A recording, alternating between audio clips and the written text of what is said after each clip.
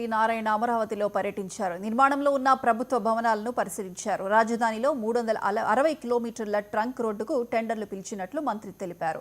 MLA మంత్రుల భవనాలను పరిశీలించినట్లు ఆయన తెలిపారు. ఎమ్మెల్యే ఎమ్మెల్సీలకు 12 టవర్లలో 288 ఫ్లాట్లు ఏర్పాటు చేస్తున్నట్లు వెల్లడించారు. ఆల్ ఇండియా సర్వీస్ అధికారులకు 6 టవర్ల నిర్మాణం జరుగుతోందని మంత్రి పేర్కొన్నారు. ఈరోజు తీసుకుంటే అమరావతి క్యాపిటల్ సిటీలో ఎమ్మెల్యేలు ఎమ్మెల్సీలకి దాదాపు 12 టవర్లు 288 హౌసెస్ కడుతున్నాం. 288 అపార్ట్మెంట్స్ 12 టవర్లు.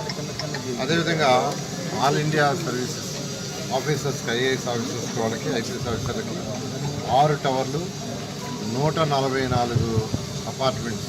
ఇవి కూడా దాదాపు అయిపోయింది. మనం అక్కడే ఉన్నాం, మనం ఉండేది అక్కడే. ఫినిషింగ్ కూడా అయిపోయింది.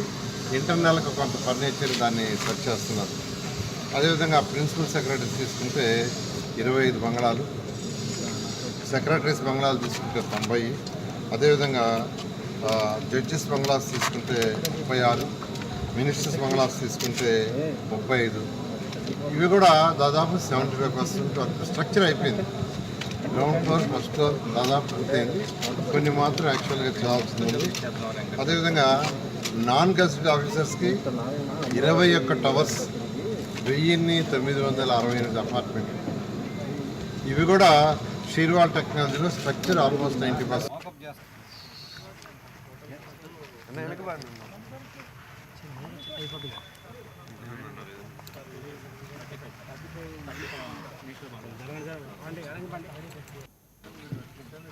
సరే